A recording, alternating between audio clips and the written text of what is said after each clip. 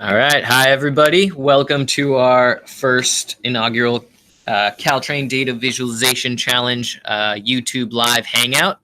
So just as a bit of background, my name is Ryan McCauley. I'm with Caltrain, so I'm working on this data visualization challenge.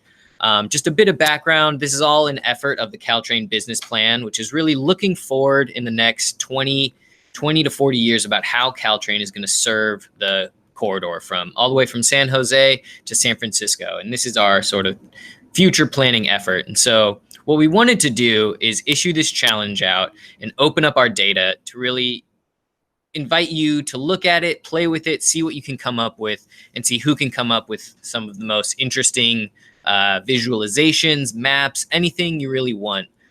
And so with that, I'm going to introduce our project manager, Sebastian Petty, who's going to walk through a bit about the business plan. And if you have any questions, type them in the chat. There'll be several of our team members monitoring and can answer your questions. But without further ado, here's Sebastian. Hi, everyone. My name is Sebastian Petty. I'm a director of policy development here at Caltrain, and I'm the project manager for the Caltrain business plan. So I just wanted to thank everyone who's participating and maybe take a few minutes at the top of the hour to run through some slides that talk a little bit about the business plan and kind of add some context to the data that we've provided. There's a lot more information about this plan at the project website, caltrain2040.org. That's also a good place to look through more detailed presentations that have been part of the project in the past if you're interested in the plan as a whole or want some more context. So a little bit of background around the Caltrain corridor and system. A lot of folks may not realize that the Caltrain corridor is actually pretty old by West Coast standards. It's been operating as a passenger railroad since the 1860s. During that time, it's gone through sort of a bunch of different changes in ownership. Really, it became owned and operated corridor in the 1970s. That's when Southern Pacific sold it to the state of California, and Caltrans began to operate a commuter service called Caltrans. And Caltrain really kind of came to be in its current sort of regionally managed form in the late 1980s. We introduced our baby bullet service in the early 2000s, and that's pretty much the Caltrain service that operates today. We've tweaked the schedule a little bit, but largely the Caltrain service that's running today is pretty much the same service pattern and roughly the same number of trains that have been running for about the last 15 years. That's going to change pretty soon, however. We're currently in the process of electrifying the corridor, so we're putting up an overhead catenary system. We're buying new trains, and that's going to be a huge change really for every aspect of our system and the service we provide, and that's planned to come online in 2022. And then looking out into the further future, we've committed in the long term to sharing the corridor with the California high-speed rail system, and so that'll be another big change coming. So a lot of history on the corridor and some change right around the corner. So as Ryan kind of let everyone know at the start of this, a lot of what we're doing in this business plan is really trying to think about what the long range future of the corridor could be. And so it's looking out to 2040 and beyond. That seems like a long way in the future, but rail projects are slow and big and expensive, and they take a long time to get going. So we do have to kind of plan in those timeframes. Today, when we think about the corridor today, Caltrain's carrying a few more than 60,000 people every weekday. We've got a 51-mile corridor between San Francisco and San Jose, another 20 miles or so down to Gilroy. We're planning in 2040 to have that system be fully electrified. We're planning to extend the electrification all the way down to Gilroy. By 2040, we also believe that the California high-speed rail system will be up and operating at that point. And so they'll be sharing the corridor with trains coming up from LA. There's some major changes planned at the San Francisco end of the corridor. So an extension from where Caltrain service currently ends at 4th and King kind of near the ballpark in San Francisco, up to the downtown, the new transit center in San Francisco, right in the heart of downtown. We're looking at things like the potential for a second Transbay tube in the real long term. At the south end of the corridor, there's some major change coming to the Diridon station area. So imagining that corridor and the rail infrastructure around it will really get changed and reconfigured. We may move our maintenance facility. So a lot of changes at both ends. And a lot of kind of just connections throughout the region. So BART connections to San Jose, more ACE and Capital Corridor service, emerging micromobility options, potential Dumbarton rail service, potential service to Monterey County. So a lot of changes coming. When we think about the kind of service that we really want Caltrain to have in the future, it looks a little bit different than what we've got today. One of the things that I think is important that we want to plan for is the idea of a seamless network. So making sure that Caltrain is really integrated into a regional transportation network and even into a state transportation network. The idea that that's, we're one corridor, but we want to be part of a system that's easy for our customers to use and seamless for them to use. And we're also planning to be a system that will grow. We're growing now with the electrification project we're building. And when we look at our future, we imagine that there's quite a bit more growth out there. Demand for more trains, connecting services, all of that. So really the plan we're talking about is a plan for kind of more integration with the rest of the Bay Area's transit system and a plan for more service and growth. And so the business plan itself, again, is really looking out at different options for how the corridor could change and grow as we look at the next 20 to 30 years. It's thinking about the costs of those different options relative to the benefits they provide, trying to lay all of that out in some detail so that our board members and the public and kind of other interested stakeholders are able to see what we're thinking about and understand as we're making choices that'll guide how the railroad grows in the future. It's a big effort. It's touching on a lot of different parts of the Caltrain organization.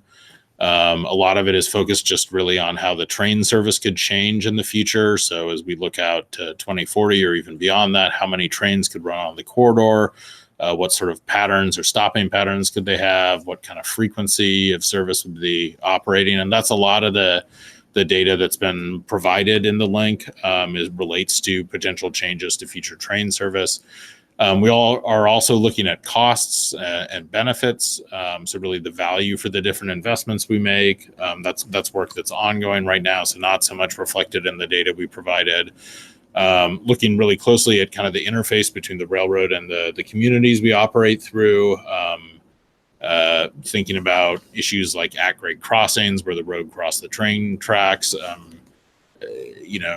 how we relate to development around the corridor. So a lot of issues there. And then finally, also looking at our own organization and thinking about how the organization would need to change or evolve as we grow the service and expand the railroad. Quickly about the process, it's sort of a couple-year process. We're more than halfway through at this point. We're getting pretty close to the first major decision point where we'll be asking our board of directors to make a pretty significant decision, and that we'll be asked. We've provided some different options for how the service could grow, and we'll be asking them to adopt what we're calling a 2040 service vision. So really. Make a decision about what the long range vision for the corridor is. So that kind of gives folks an overview of where we are in the process and some background. I'll talk briefly about just some of the different types of data that we've been working with and that are reflected in the packet of data we've put online. So ridership and growth data is one of them, and there's a whole variety of different ways to visualize Caltrain's ridership data, both the data that's reflects our current system and how people are using that, as well as what's projected in the future. This is just one representation of it. This is showing boardings and alightings in both directions on the corridor and in a peak hour. Caltrain's a really unique rail corridor in that our trains really do get used both directions. A lot of commuter rail services in the U.S. are really all about carrying people into one big city in one direction in the morning and then the other way at the end of the day. Again, Caltrain is unique in that we've got people traveling both directions, really all times of day.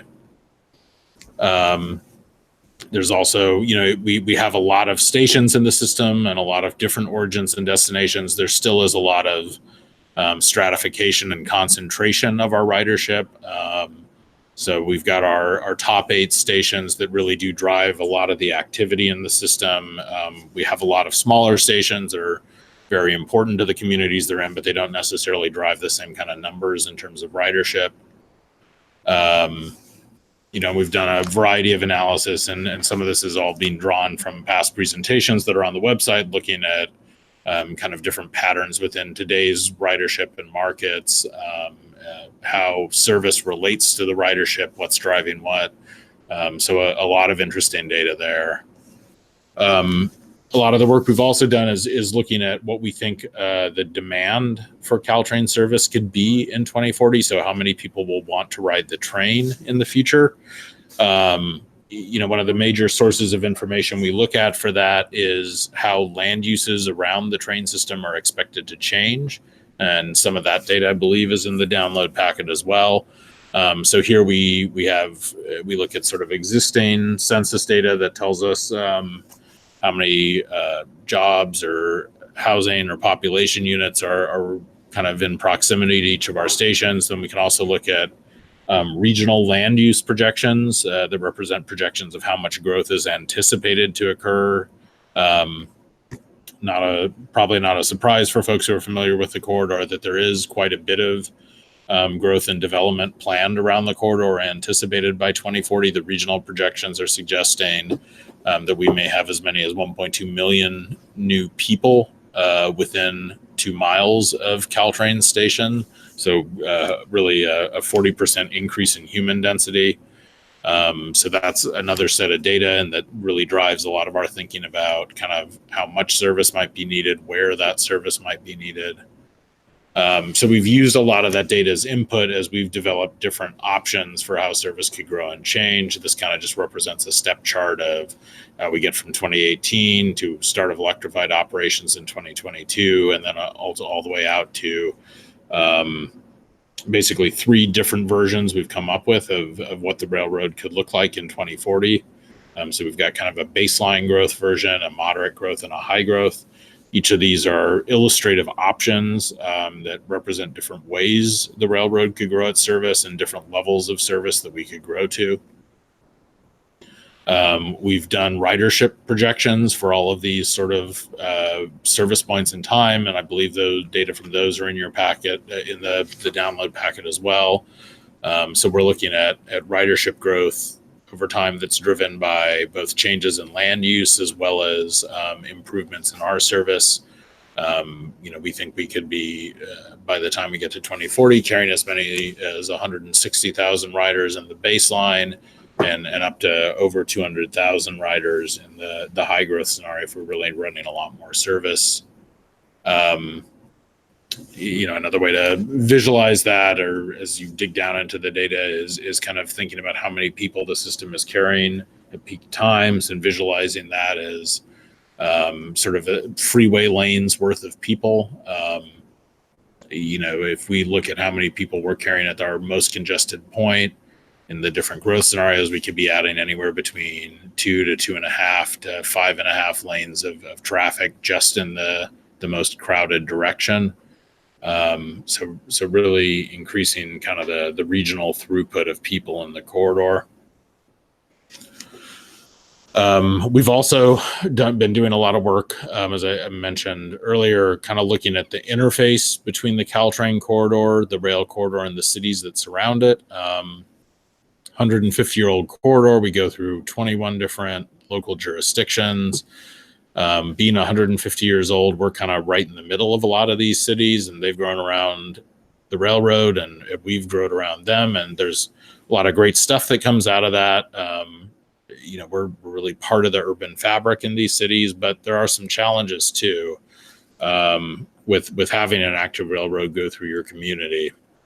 Noise, vibration, physical structures, traffic and safety. One of the big issues, I believe there's data on this in the download packet as well, is at-grade crossings. That's places where the train tracks cross, or streets cross the train tracks.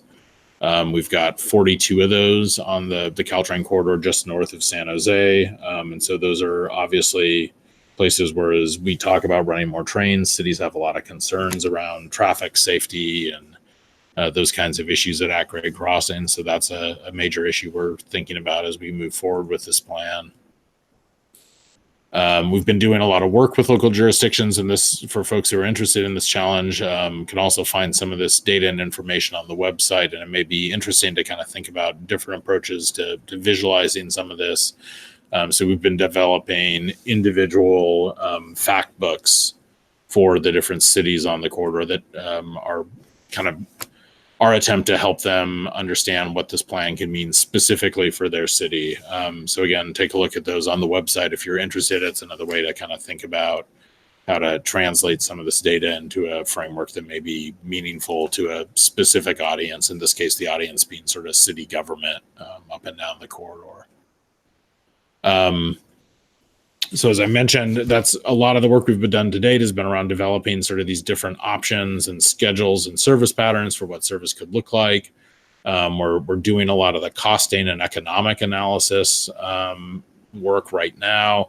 Continuing to work on sort of the organizational assessment and some of the community interface documentation I mentioned. And then I also mentioned we are coming up to a major milestone. So we're trying to evaluate all of these different options and really present a recommendation to our board around kind of what the long range vision for the corridor should be. And it's not a single project. It's what direction do we want to be pointing in, and what is kind of the vision that we want to make sure that we're building towards over time as we improve service and build projects and make investments.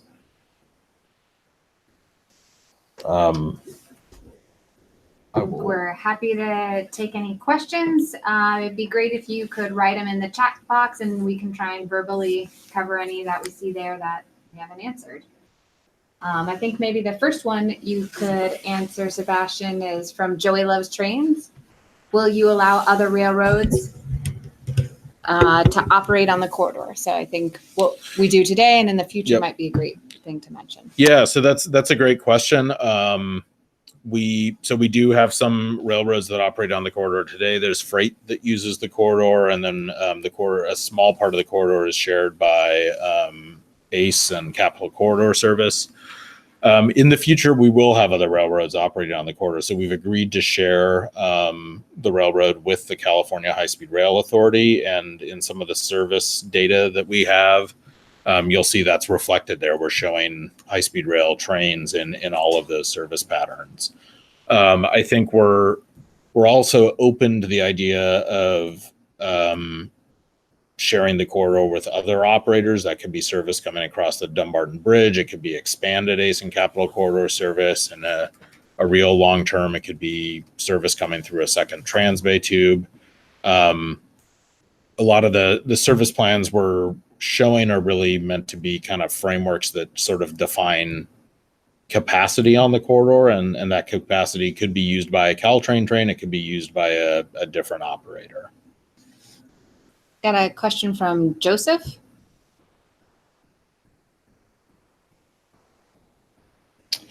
That's a good question. I think Should repeat it. Yeah. So the question is the outcome of the data challenge to have a more focused business plan, or trying to maybe find something missed?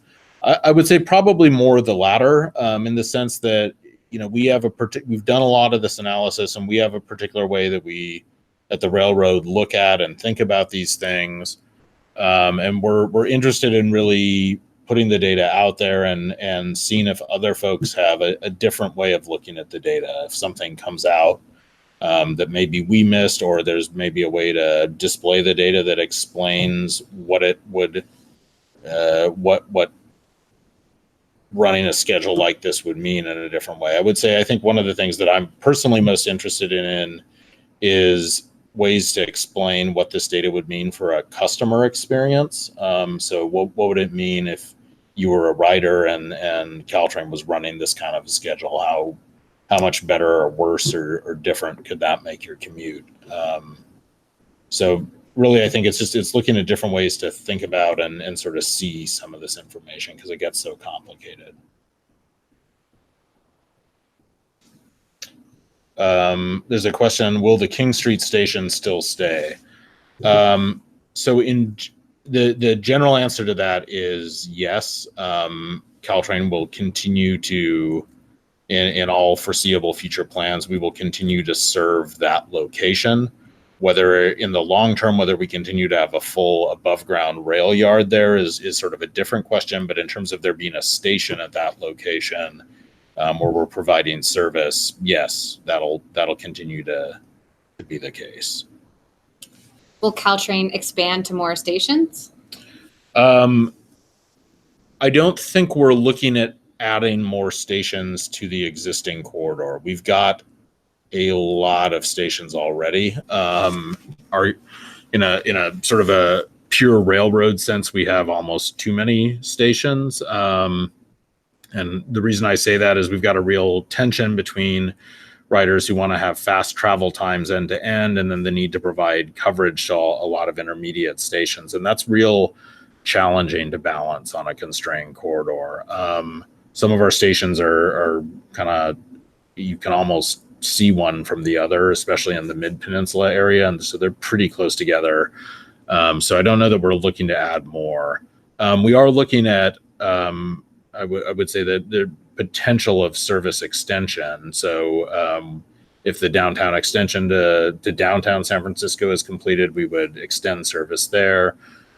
Something that you may see reflected in some of the service plans is certainly the idea that we'd provide much better service to the stations south of San Jose.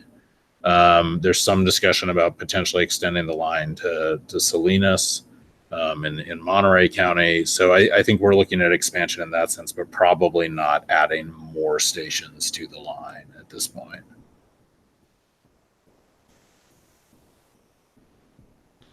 Don't forget to type in the little chat box if you have any other questions for us.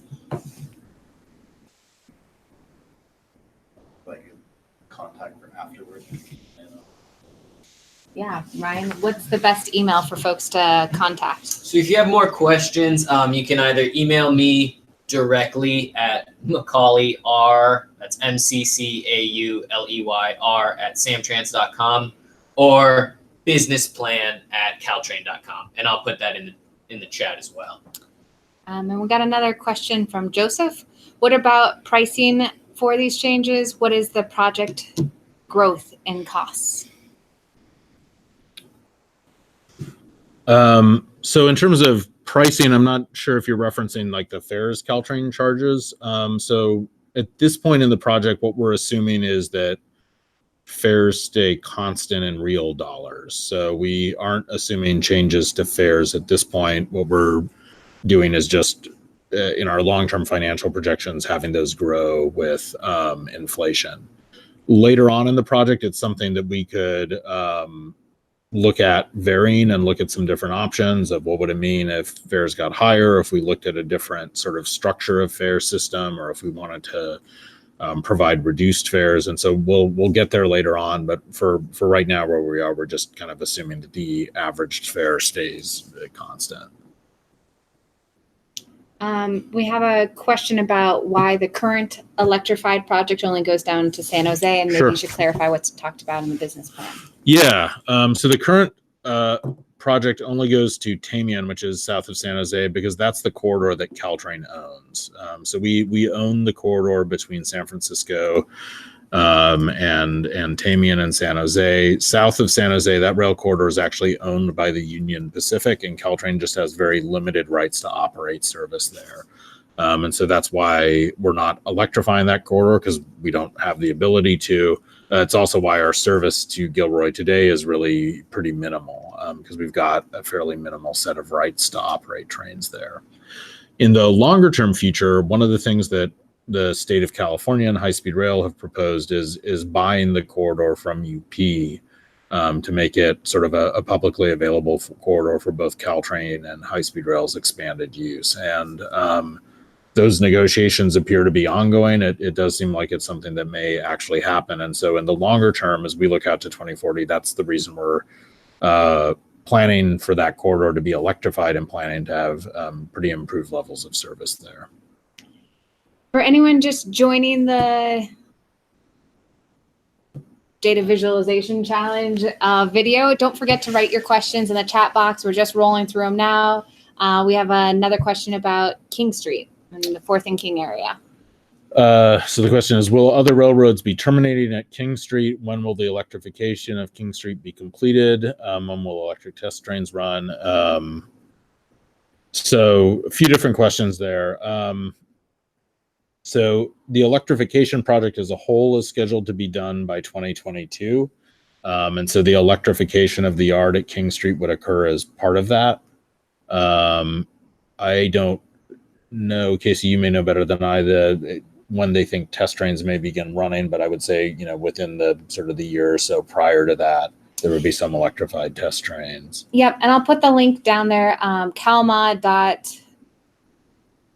is the place to get kind of all the details on where we are with the current construction of the electrified system, when we're going to be testing, the schedule for everything related to that kind of near-term project. Yeah. In terms of other trains terminating at King Street, it would just depend. I would say there are no specific plans for other trains to terminate there. Our general planning assumption is that by the time that High Speed Rail is sharing the corridor with us, the extension to the Salesforce Transit Center in downtown would be completed. And so that's where high speed trains would be terminating. It doesn't mean that at some point in the future, other operators or trains couldn't share at King Street, but there's no immediate plans for that as of now. Next question on here is about the Dumbarton Bridge. We can send out a link about that project as well. That's being led by the San Mateo County Transit District. And so looking at potential options for a new rail bridge that would connect that old structure that's no longer in existence now into a new form of transportation. The exact mode of it still being discussed, but certainly electrified service is something that's going to be part of the mix and be considered. And a question above that, will Caltrain have its own police force? Today, Caltrain contracts out with the San Mateo County Sheriff's Department, and then they also work very closely with first responders up and down the Caltrain line. So there's a kind of a larger network of entities that are helpful for keeping passengers safe, and also especially, any connection to the railroad and surrounding communities. Yeah, and I would say I don't know that there's any immediate discussion of Caltrain developing its own police force. It's certainly something that could happen in the longer term future, but it's not, I would say, a near term plan. A question from Christopher about, will you test the electric line with the new trains, and when? Yes, before we operate these brand new trains, we'll need to do a lot of testing to make sure all the components are working together. We will be testing the trains and kind of burning them in for the first time in Pueblo, Colorado. That's where there'll be initial testing, but then they'll certainly come to the Caltrain line and do testing as well. There's a question, will Amtrak operate with high-speed rail, or is CalDOT pushing them out of the picture? It's okay, it's fine if you don't have an answer. So the general answer on the Caltrain corridor would be, at the point where we're out in 2040 and high-speed rail is operating on the corridor, there are no plans to have Amtrak operate on the corridor. And it's not that they're inherently precluded, but the rail operating environment on the corridor will be pretty high performance at that point. So we're talking about high performance electric trains, 110 mile per hour operations. And so for any operator that's not high speed rail or Caltrain to get onto the corridor, they're not inherently precluded, but they would need to be capable of operating in that kind of environment. And so certainly the kinds of trains that Amtrak long distance is operating now would not be consistent with a very high performance, very capacity constrained corridor.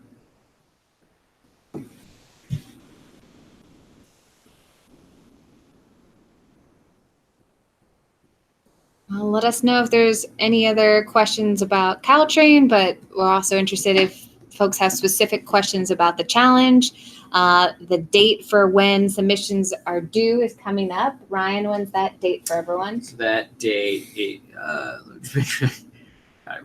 is June. Sorry, yeah, is June. Sorry. While Ryan's confirming that, another question: what's the top speed of the new rail cars and high-speed rail? It's June 15th. June 15th. I knew we had it. Yeah.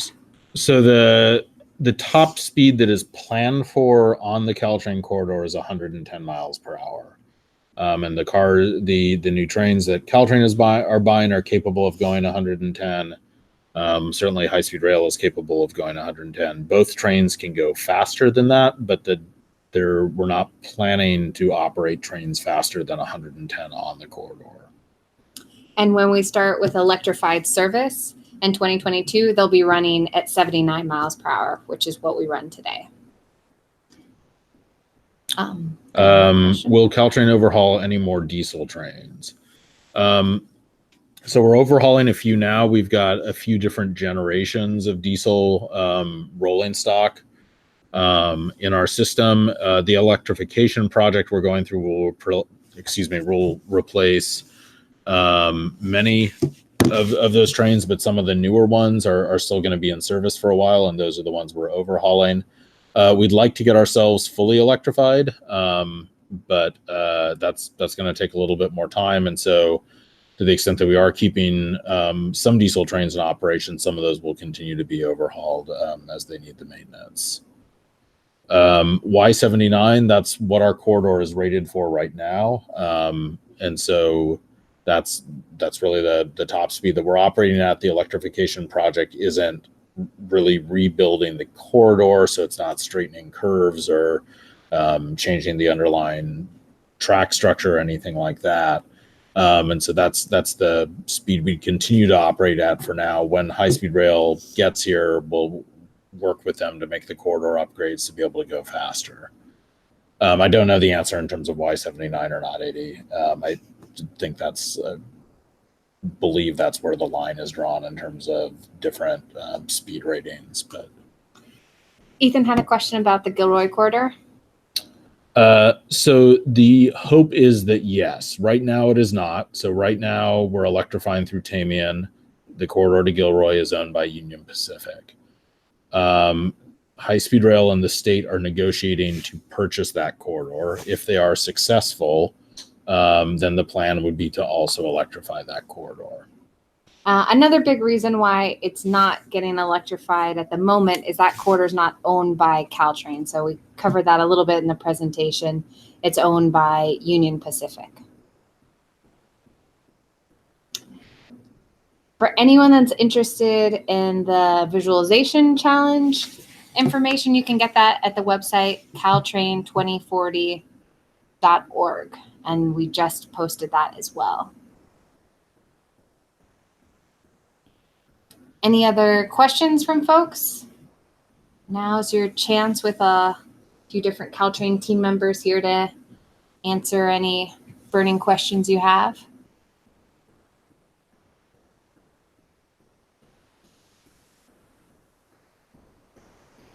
We got a couple more questions. Okay. Well, let me answer so what will happen to the current Bombardier rail cars and your diesel locomotives? Good question. I think the answer depends on which locomotives. There are a few of them that are actually being where their replacement is being paid for through an air quality grant. So those ones are going to go out of service forever. Yeah, they'll literally be crushed. But some of the newer ones, I think it's a little bit of an open question. I think we're talking with the state of California and other rail operators in California to kind of work through sort of a transition plan and think about where that equipment can be used once we don't need it anymore. So I would say stay tuned for that one.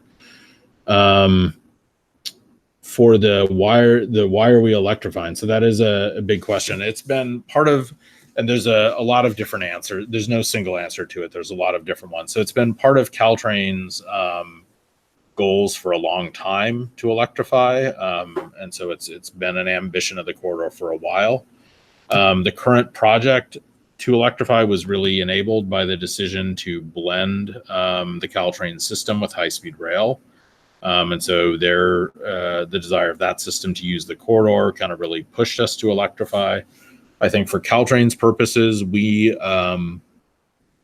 know that there is a lot of demand in the corridor for us to operate faster, sort of more frequent, more intensified service.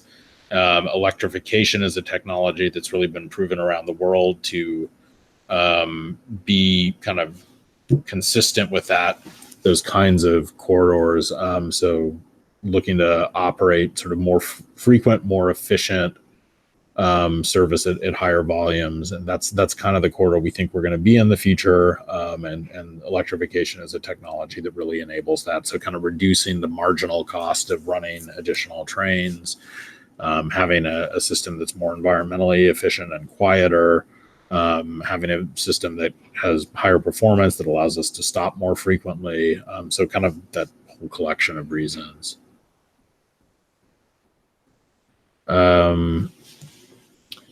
No, at the moment, we're not planning to overhaul our diesel locomotives so that they're dual mode locomotives.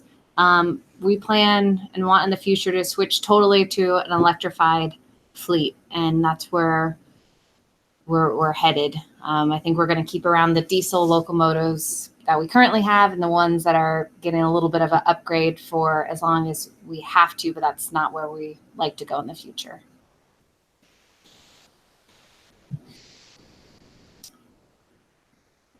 Any other questions for the team?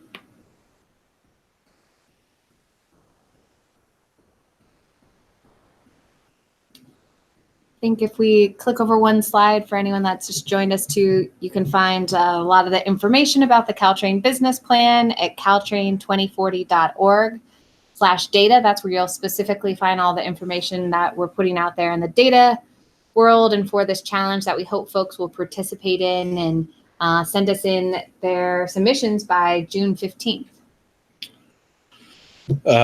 Question, have we ever considered offering subsidized fares for low-income riders? The current fares are cost prohibitive for certain communities. So we're actually working with MTC to look at piloting a means-based fare, so essentially a low-income discount fare. This is a comment we've gotten a lot, and we, I think, are excited that MTC is taking the initiative on that and think that that'll really have its strongest promise as a regional program. So again, stay tuned on that. We're hopeful that that's we're hoping forward. to implement that by the end of this year, really. So our board has taken the action to move forward with it, and it's just kind of putting all the pieces together with the other operators that are participating in MTC, which is kind of the regional entity that's helping to coordinate it.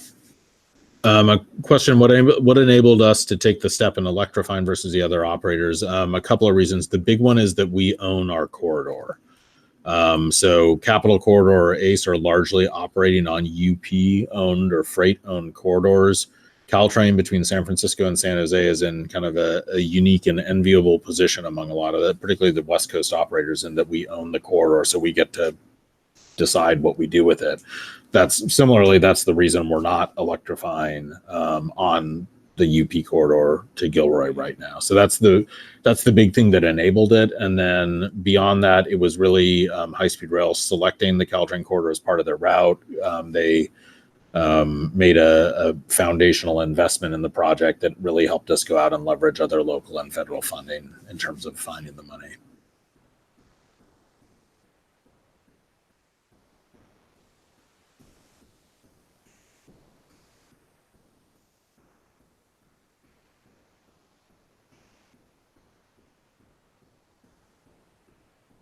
I think folks should know this effort has been going on for over a year, and it's going to go on for till the end of this year.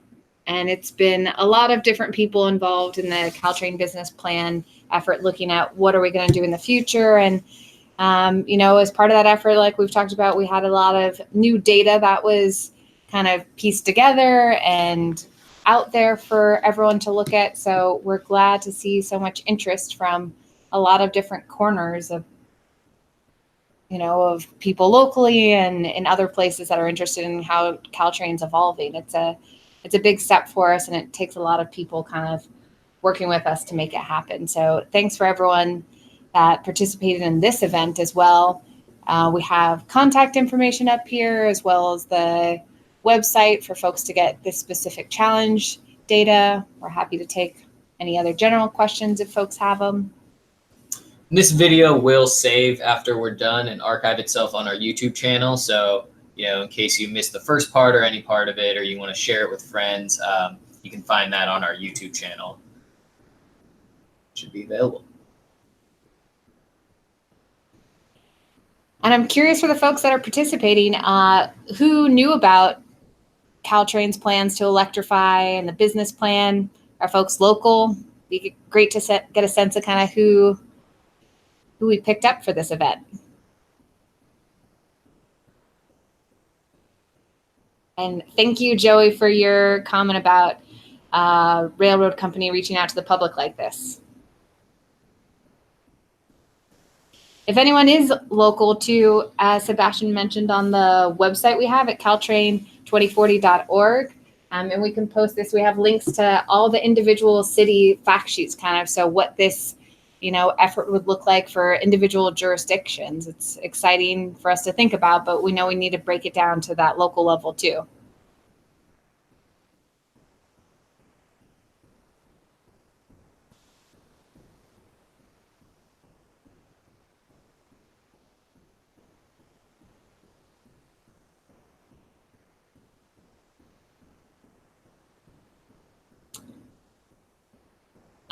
For anyone just joining, it looks like a few more people kind of popped on. We did a decently long presentation here, but we're happy it'll automatically be saved afterwards. Also, the website will post this presentation. We have links to a lot of the other ones that are there as well.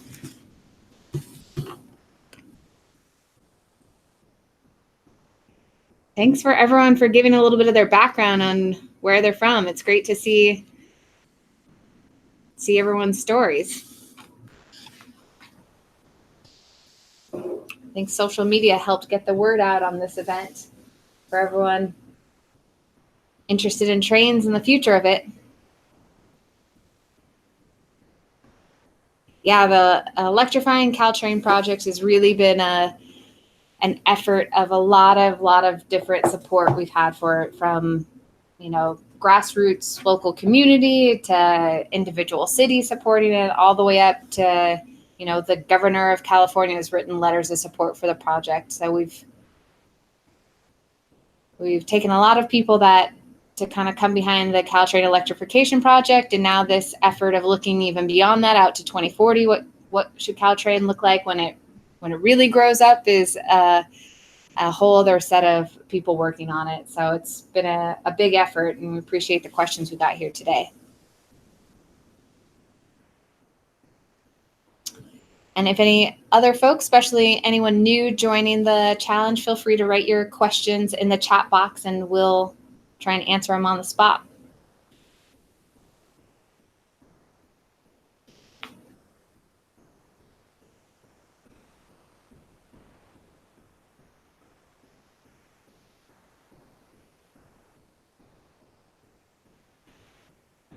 Coming in, just sign off.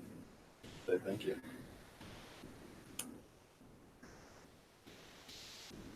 Rebecca, thanks for bringing up bike capacity. And if it's still an issue on the new trains, that you support free bike parking at more stations.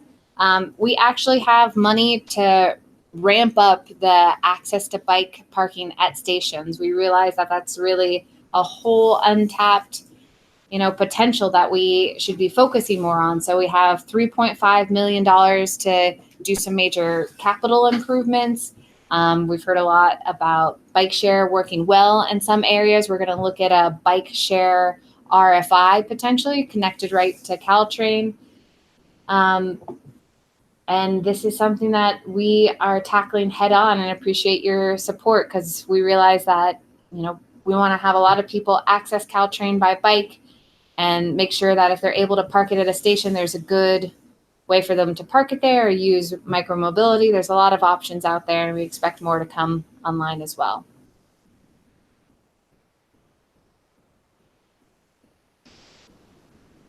I think we'll do kind of a last call for any questions from folks.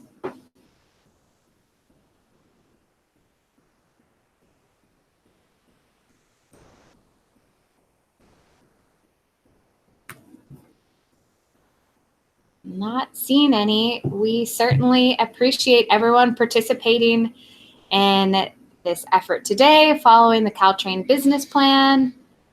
Please stay in touch and reach out to us if you have any follow-up questions about Caltrain or the Caltrain business plan. Thanks so much, everyone.